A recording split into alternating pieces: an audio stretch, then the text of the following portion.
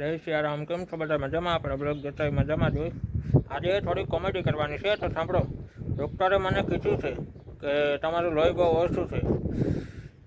હવે મને એ વિચાર આવે કે હવે કોનું લોહી પીવું એમ. જય સિયારામ, જય દ્વારકાધીશ, જય રામાભીર. કેમ છો બધા? મજામાં ને? જો કે આમ તો યશના બ્લોગ જોતા હોય બધા મજામાં જ હોય, પણ આ તો આપણે પૂછવું પડે કે ભાઈ કેમ છો બધાય. કોમેન્ટમાં કહેતા તો રહેજો કે મજામાં છે એ બધાય. અત્યારે તો લગ્નગાળાની સિઝન બહુ હાલે છે, તો બધા સૌની લગ્નની તૈયારીમાં ને સગાવાલામાં હોય તો પડ્યા હોય બધાય. ક્યારેક ક્યારેક ટાઈમ મળે બ્લોગ ઉતારવાનો, ક્યારેક ન મળે. ક્યારેક આપણે બજારમાં કે ગયા હોય તો ટાઈમ ન હોય. તો આજે થોડોક ટાઈમ હતો તો યશ કહેશે કે મમ્મી હાલ થોડોક બ્લોગ ઉતાર નાખીએ.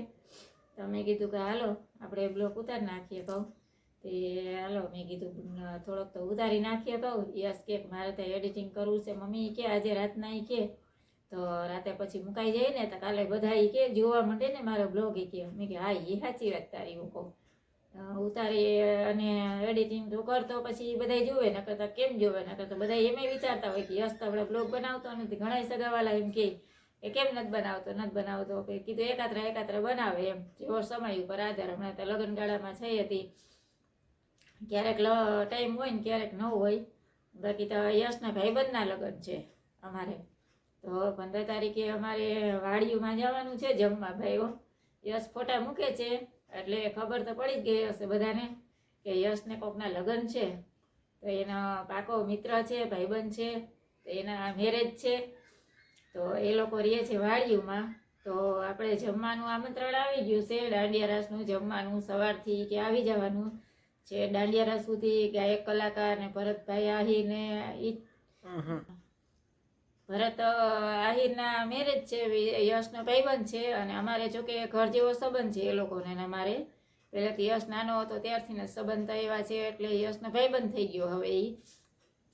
ને ભાવેશભાઈ નામ છે ને યશ, ભાવેશભાઈ આહિર છે, ગાયક કલાકાર, 2 લેડીઝ છે. હવે એના તે નામની ખબર નથી, પણ આજે આપણે ફોન આવી ગયો ને આમંત્રણ આવી ગયું છે. તો આપણે કહી જ દીધું એણે કે સવારમાંથી આવી જવાનું છે તમારે. ને રાતના આપણે એ આયોજન રાખેલું છે દાંડિયા રસનું છે એ કે બધું. અને સવારથી બધાને આવી જવાનું છે. શિવરાત્રી છે તે દિવસે. અને જો અમારે હવે છે ને ઠંડી સાવ ગઈ છે. ઠંડી તો જરાય પડતી જ નથી. અને ઉનાળાની સિઝન આવી ગઈ છે એટલે ઉનાળો આવ્યો ને તો હવે પંખા ચાલુ રાખવા પડે. અત્યાર સુધી તો પંખો બંધ જ રાખતા, કારણ કે ઠંડી જેટલી બધી પડતી હતી ને. તો હવે ઉનાળો આવી ગયો તો હવે પંખા ચાલુ જ રાખવા પડે, નકર તો ગરમી થાય આપણને અહીંયા. તો યસ તો અમારે ગરમી થાય, પાછું ઓઢવાય જોઈએ, એનું કામકાજ એવું છે અમારે પાછું. હા, અને પછી સવારના ઉઠીને એમ કહે કે મમ્મી ગરમી બહુ થતી. તો મેં કીધું તો બ્લેન્કેટ ન ઓઢાય ને આછી ચાદર ઓઢી લેવાય કીધું. તો કે ના હોય એમ તો થોડુંક ઓઢવું પડે. તો ઓઢવું હોય અને ગરમી થતી હોય. અને એ પછી કહેશે કે ગરમી થાય એમ કર્યા રાખતો હોય. તો આપણે હવે ગરમી તો બહુ પડવા માંડી છે ને. અમારે તો જો કાંઈ દરિયાકાંઠો રહ્યો એટલે ઠંડી ઓછી પડે. તો આ વખતે તો સારી પડી હતી. તો હવે ગરમીની શરૂઆત થઈ ગઈ છે તો ગરમી ઓછી પડે એમ, મીડિયમ પડે, પણ આમ ઠંડી ઋત જ રહે એમ. દરિયાની હવા ઠંડી લહેરું આવ્યા રાખે અને ઠંડુ વાતાવરણ રહે. ગરમી જેવું વાતાવરણ રહે પણ ઓછું રહે. અત્યારે હજી તો પડતી નથી, પણ એપ્રિલ મહિનામાં એમ હોળી તાપીને બધા કહેતા હોય ને કે હોળી તાપીને ઠંડી જાય. તો આજ ફેરે તો હોળી પહેલાં વહી ગઈ. હોળીને તો હજી વાર છે ઘણી બધી. ત્યાં તો હોળી પહેલાં વહી ગઈ ઠંડી. હજી તો મહિના જેવું છે હોળી આડા. તો ઠંડી વહેલી વહી ગઈ છે અને ગરમીનું વાતાવરણ આવી ગયું છે. એટલે ને હવે તો અત્યારે હમણાં તો કાંઈ આંબાલાલ કાકા આગાહી દેતા નથી. હવે તો વરસાદ ન આવવા દે તો સારું ને. નકર તો જ્યારે હોય ત્યારે આંબાલાલ કાકા આગાહી દે એટલે વરસાદ ખાબકા વગર રહે જ નહીં. તો હમણાં તો કાંઈ આગાહી દીધી નથી, વરસાદ કાંઈ આવ્યો નથી. તો હવે આપણે યશના ભાઈબંધના મેરેજમાં જમવા જવાનું છે. આખો દિવસ રોકાવાનું છે ત્યાં. તો હવે સવારમાંથી તે દી પાછું અમારે મેળવાળું જ છે કે રવિવાર છે એટલે બધા ઘરે હોય, રજા હોય. અને રજાનો દિવસ છે એટલે આપણે સવારના વહેલા તૈયાર થઈ અને વયા જાવ જમવા ત્યાં. તો વાડીએ છે એટલે થોડુંક એમ તો દૂર થાય અહીંયાથી અમારા ઘરેથી.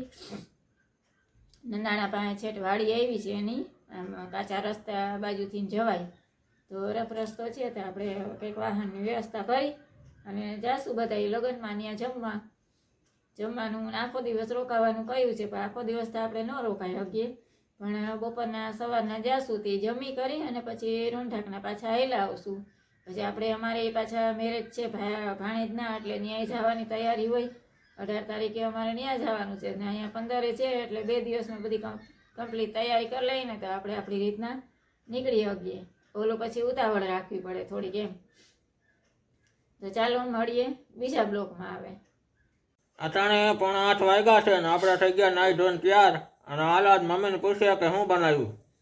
મમ્મી શું બનાવ્યું? બનાવવામાં ઢોકળીનું શાક બનાવ્યું છે, ઢોકળીનું શાક, મગની પછી ખીચડી છે, મગની ખીચડી, તળેલા મરચા અને રોટલી રોટલી સાથે ડુંગળી તો હોય જ. સાથે ડુંગળી તો હોય જ હો ભાઈ, વઘારેલી. હા, એવું બધું છે જમવાનું. હા. આવી જાજો બધાય જમવા. ઢોકળીનું શાક બનાવ્યું છે, આવી જાજો બધા જમવા. શાક મસ્ત છાશ વાળું કર્યું છે કઈ મમ્મીએ. છાશ વાળું કર્યું છે એમાં મમ્મી આજે. હા, નકર એમ કરે, છાશ ખાતી હોય ને તો મજા આવે ખાવાનું ઢોકળીનું શાક. બાકી આજે આપણો વિડીયો આવી જશે યુટ્યુબમાં તો બધા જોતા આવજો. હજી એડિટિંગ કરવાનું મારે બાકી છે, હમણાં થોડુંક એમાં કરીશ પછી આવી જશે, જોતા આવજો બધાય. બાકી આપણો વિડીયો ગમ્યો હોય તો લાઈક કરજો, શેર કરજો, કમેન્ટમાં જણાવજો કેવો લાગ્યો વિડીયો. બાકી કેમ છે મારા કલેજા, મજામાં? હવે ચાલો મળીએ બીજા બ્લોગમાં.